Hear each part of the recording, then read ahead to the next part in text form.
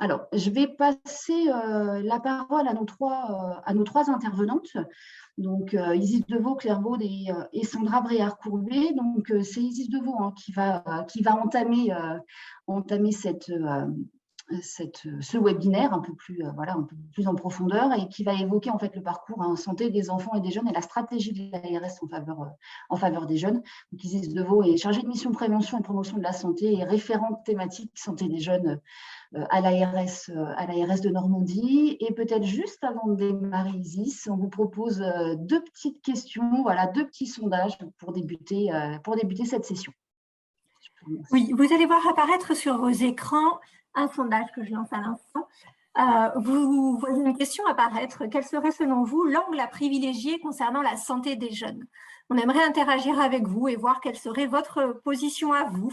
Si peut-être vous aviez une priorité à donner, ce serait laquelle? Est-ce que ce serait l'observation, mieux connaître l'état de santé des jeunes, la formation des professionnels de première ligne, le renforcement des compétences psychosociales des jeunes, des approches qui seraient adaptées en fonction de l'âge ou de la situation des jeunes, donc vraiment quelque chose d'un peu gradué en fonction des besoins, d'avoir une articulation des politiques locales avec les contrats locaux de santé, avec les conventions de territoire, les contrats de territoire, tous les dispositifs, les projets éducatifs sociaux locaux, tous les projets et politiques qui contribuent aussi, ou qui peuvent contribuer à la santé des jeunes, la qualité des interventions et être en mesure de garantir des programmes d'action de qualité, ou encore la visibilité de l'existant ou du champ des possibles.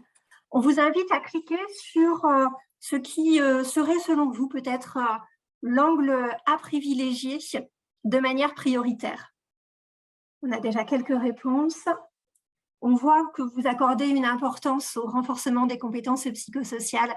Madame Deveau vous en parlera un petit peu tout à l'heure comme effectivement stratégie d'intervention que l'on peut aussi mettre en avant.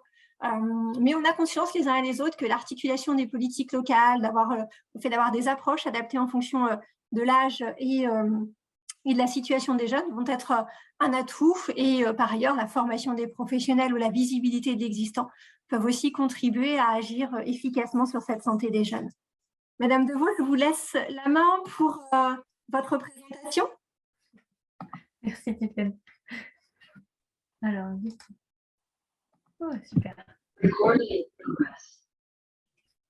Alors, oui, je vais commencer. Donc, bonjour à tous. Vous présentez la stratégie de l'Agence régionale de santé en faveur des jeunes. Donc, il faut savoir que notre politique en faveur des enfants et des jeunes commence finalement dès la grossesse, puisqu'avec tout le travail sur les 1000 premiers jours, on est vraiment dès les 4 mois de grossesse jusqu'au 25 voire 30 ans, puisque voilà, on est en lien aussi avec les universités. Spécifiquement pour cette commande-là, on s'est focalisé sur l'adolescence, donc 9-14 ans. Malgré tout, il faut savoir que notre politique va avant et après. Alors, peut-être repartir finalement du PRS. Donc, c'est le projet régional de santé. C'est vraiment ce qui est défini comme le fruit d'une large concertation avec tous les acteurs et partenaires de l'Agence régionale de santé. Ce nouveau PRS, donc, il a été élaboré dès 2017 finalement, puisqu'il couvre les années 2018 à 2019. 2023, pardon, ce serait trop court sinon, définit et organise les priorités de santé en région afin d'agir collectivement en faveur de la santé des Normands. Donc c'est vraiment un outil qui a été élaboré en concertation avec les acteurs et qui reprend finalement en fil rouge la politique de l'agence sur plusieurs années. Et évidemment, c'est une politique dans les grandes lignes qui a été élaborée à un instant T et qui se module au fur et à mesure des années, notamment en lien avec la crise sanitaire. C'est une approche globale et transversale de la santé qui a été choisie à travers 8 parcours de santé et de vie, dont celui sur les enfants et les jeunes. Donc vous voyez à côté la première de couverture finalement d'un document qui reprend ce parcours, qui existe en version papier. N'hésitez pas à nous indiquer si vous souhaitez le recevoir.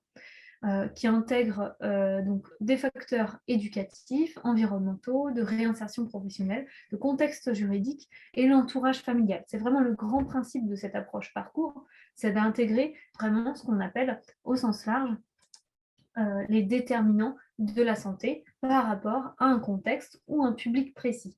Ici, c'est vraiment enfants et jeunes. Donc, on s'est interrogé collectivement par rapport aux enfants et aux jeunes, quels étaient les enjeux de santé à cette époque-là, donc dès l'élaboration, en lien avec les déterminants de santé, les trajectoires de vie. Donc, c'est-à-dire, on part de l'individu et on voit tous ces moments de vie, tous les freins, les leviers, ce qui impacte sa santé de manière générale, à la fois dans son milieu de vie, dans son environnement global, et quels sont les points de vigilance que l'on doit avoir. Donc, les enjeux concernant la santé des enfants et des jeunes, c'est à la fois renforcer les compétences psychosociales, je reviendrai par la suite sur ce terme, cette dimension-là, par une intervention auprès de l'ensemble des acteurs de première ligne qui œuvrent auprès des enfants et des jeunes, sans oublier évidemment les parents. Veiller à la cohérence, l'adaptation, la qualité des interventions, à la fois par le décloisonnement des institutions, par des formations et des échanges de pratiques entre les acteurs qui œuvrent en direction des enfants et des jeunes. Par la considération aussi de l'âge, de la situation du public ciblé, puisqu'en fonction, on ne va pas approcher le public de manière similaire. Faciliter l'accès aux soins, notamment après un dépistage, par le développement du travail en réseau, en facilitant l'accès aux structures par l'adaptation des dispositifs existants. Et de manière transversale, viser à diminuer les inégalités de santé dès le plus jeune âge. C'est pour ça que je vous présentais en amont, finalement, ce travail bien plus précocement, puisque c'est vraiment tout au long du parcours qu'on va avoir cette veille, cette vigilance autour des inégalités sociales de santé, même des enfants. Par rapport à cette présentation, pour être vraiment le plus explicite possible, il me semblait pertinent de faire un zoom sur la prévention et la promotion de la santé à travers notre politique. Donc la prévention, la promotion de la santé, c'est vraiment une approche globale de la santé. La prévention, on va travailler sur le fait d'éviter l'apparition, le développement ou l'aggravation de maladies ou d'incapacités. L'éducation, on va être plutôt sur le fait de favoriser l'accroissement des connaissances en matière de santé et le développement d'aptitudes influençant positivement la santé. Donc là, on retrouve les compétences psychosociales et la promotion de la santé. On donne aux personnes et aux groupes des moyens pour agir sur les déterminants de leur santé. À nouveau, on retrouve ici les compétences psychosociales, c'est-à-dire on va impacter sur tous les facteurs qui ont un impact sur la santé des enfants et de leurs proches. Et on va également agir sur l'évolution du contexte social, politique, économique et les conditions de vie des personnes dans un sens favorable à leur santé. Donc c'est vraiment tout l'enjeu aussi de notre point aujourd'hui, c'est d'avoir une approche évidemment à destination des publics, mais aussi une approche par rapport à leur cadre de vie et d'évolution.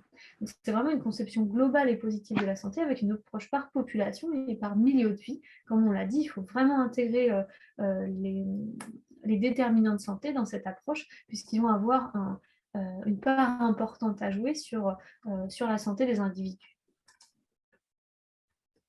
Alors, on a donc abordé les compétences psychosociales. Donc, les compétences psychosociales, c'est la capacité d'une personne à répondre avec efficacité aux exigences et aux épreuves de la vie quotidienne. C'est l'aptitude d'une personne à maintenir un état de bien-être mental en adaptant un comportement approprié et positif à l'occasion des relations entretenues avec les autres, sa propre culture et son environnement. Donc on a vraiment un changement de paradigme, c'est-à-dire que pendant longtemps, on a donné des informations auprès des publics et simplement donné de l'information. On s'est bien rendu compte qu'il y avait tout un enjeu d'accompagner cette information parce qu'elle peut être mal appropriée. On a tendance à utiliser classiquement la campagne Manger, bouger, qui est assez mal interprétée comme l'a indiqué une évaluation de la communication, où la communication a été interprétée du fait de dire que voilà, si je marche 30 minutes, c'est pas très grave si je consomme un excédent de sucre avec des barres chocolatées. Donc il faut vraiment accompagner le message parce que finalement les messages que l'on peut délivrer peuvent être très mal interprétés par la population. Donc il y a cet enjeu de partir des compétences, de développer les compétences des individus pour qu'ils soient en capacité d'avoir une réaction adaptée à des situations de vie. Donc c'est vraiment la capacité de s'adapter aux personnes par rapport à leur âge, mais par rapport à leur situation aussi, tout en intégrant les déterminants de santé et leur impact. Elles ont longtemps été classées comme ça, les compétences psychosociales, c'est-à-dire par paire de 10, où on retrouve 10 compétences psychosociales à développer. Dernièrement, ces compétences psychosociales, elles ont été réinterrogées avec une dynamique nationale par Santé publique France qui a publié en février dernier un état des connaissances sur les compétences psychosociales. Donc a été retravaillée toute une revue de la littérature sur le sujet, toute une évaluation aussi et une mise en évidence d'actions probantes, prometteuses sur le sujet des compétences psychosociales. Et elles ont été reclassées d'une certaine manière, avec des compétences plutôt autour cognitives, émotionnelles et sociales. Donc il y a 9 compétences générales derrière ces catégories qui sont relativement similaires aux précédentes compétences. Elles ne sont pas classées de la même manière, mais l'idée est la même. C'est vraiment la capacité de travailler auprès des individus des compétences comme avoir conscience de soi, la capacité de maîtriser ses émotions, de se maîtriser soi, de prendre des décisions qui sont constructives, d'avoir conscience de ses émotions, de son stress, réguler ses émotions, gérer son stress. Ça, on voit que c'est vraiment des compétences sur lesquelles on a une attention particulière, notamment en milieu scolaire. Communiquer de manière constructive, développer des relations constructives, résoudre des difficultés. Donc, voilà, c'est vraiment une approche qui est privilégiée, quelle que soit la thématique de santé publique. On part de ces compétences psychosociales parce qu'on voit qu'elles sont nécessaires quand l'individu est face à une consommation potentielle, à des prises de risques potentielles. L'individu va être en capacité de rechercher ses compétences et de répondre efficacement par rapport à des difficultés qui se présentent en face de lui. Je l'ai dit, il y a plusieurs points à intégrer dans le développement de la politique de l'agence auprès des jeunes. Donc, il y a à la fois le développement des compétences psychosociales, mais il y a toute une veille sur la cohérence, l'adaptation et la qualité des interventions. On a vraiment une veille particulière à ce niveau-là, avec des publications qui sont réalisées par l'ORS sur le contexte et la santé des jeunes à l'échelle régionale, avec une instance spécifique afin de capter un maximum d'informations auprès de nos partenaires. Donc, c'est centraliser aussi toutes les données que peuvent avoir nos partenaires. Ici, j'entends l'éducation nationale, j'entends les conseils départementaux, les CAF, les missions locales, la PJJ, etc. Des publications qui permettent de valoriser la santé globale du jeune. Donc, on a une publication dédiée à la santé des jeunes. On en a une aussi pour les plus petits. Donc, ça renvoie aussi au site internet de l'ORS. Mieux connaître l'état de santé des enfants et des jeunes, ça passe aussi par des questionnaires. Donc là, spécifiquement pour la tranche d'âge, j'ai identifié Enjeux Santé, qui est un questionnaire qui est réalisé auprès des enfants dans leur 12e année de vie, donc en lien avec l'éducation nationale, et un accompagnement aussi en proximité des acteurs de première ligne dans l'élaboration de diagnostics santé. C'est-à-dire que, comme l'a dit Annabelle, on a la capacité d'avoir des données et qui ne sont pas forcément très très fines sur les territoires. Donc c'est tout l'accompagnement pour vraiment avoir ce regard assez fin dans les territoires et appuyer par rapport à des diagnostics qui existent déjà. On a des diagnostics qui existent, par exemple l'enquête climat scolaire, qui permet d'avoir malgré tout des tendances aussi sur le bien-être de manière globale au sein d'établissements. Donc là, j'ai mis une petite photo de Nathalie Armanguet, qui est l'atelier Santé-Ville sur le territoire de Rouen. Donc vraiment sur la cohérence et l'adaptation, c'est en lien avec des publications, des chiffres qui permettent d'objectiver, mais aussi un accompagnement local sur la prise en compte finalement des enjeux sur le territoire et l'identification des ressources qui vont bien. L'adaptation, ça passe aussi par l'élaboration de référentiels. Donc, à travers le fait de renforcer les compétences psychosociales des enfants et des jeunes et adapter les plans d'action en fonction de l'âge et de la situation des enfants et des jeunes.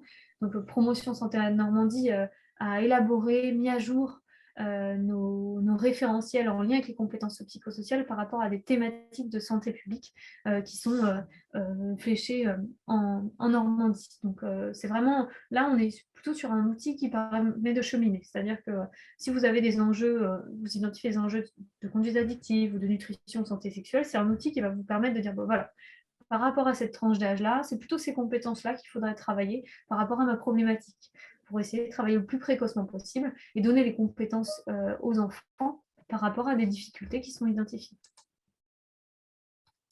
La cohérence, ça passe aussi par l'articulation des politiques localement. Alors du coup, j'ai cité les cités éducatives qui existent sur certains territoires.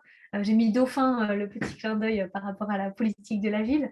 Les contrats locaux de santé, les CTG, les écoles promotrices de santé. Là, on voit qu'il y a vraiment un croisement des politiques par exemple des territoires vraiment très très resserrés et qui a un enjeu d'articuler toutes ces politiques localement qui vont complètement dans le même sens.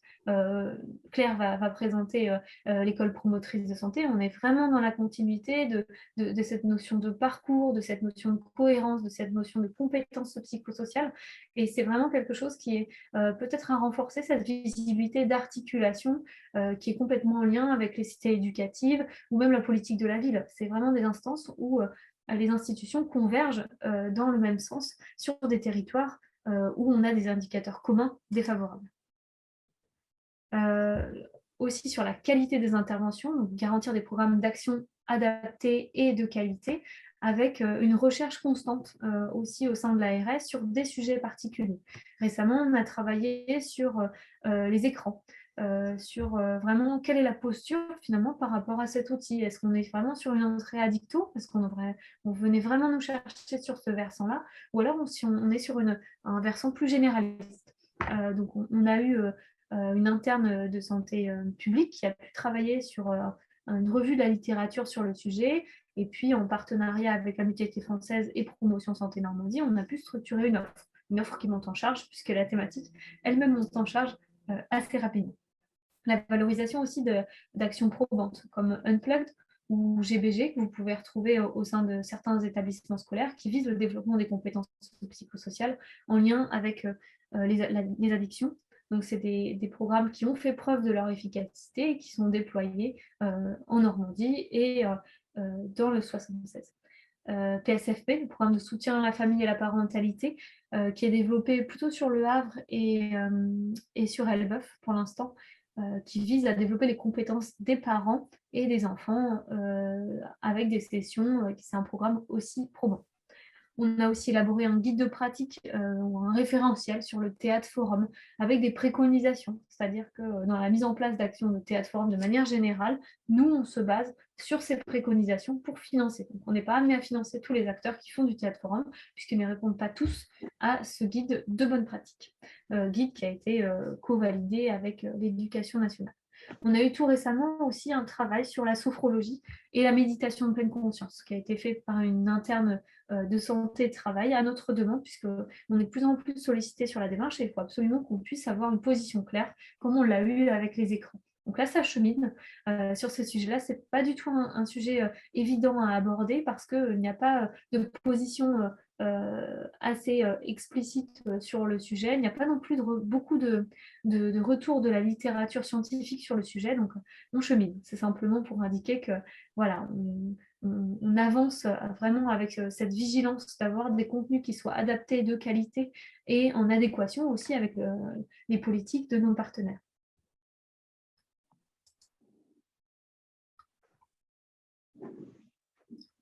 C'est une introduction vraiment sur la politique de l'agence, sachant qu'elle s'adapte vraiment en fonction des contextes.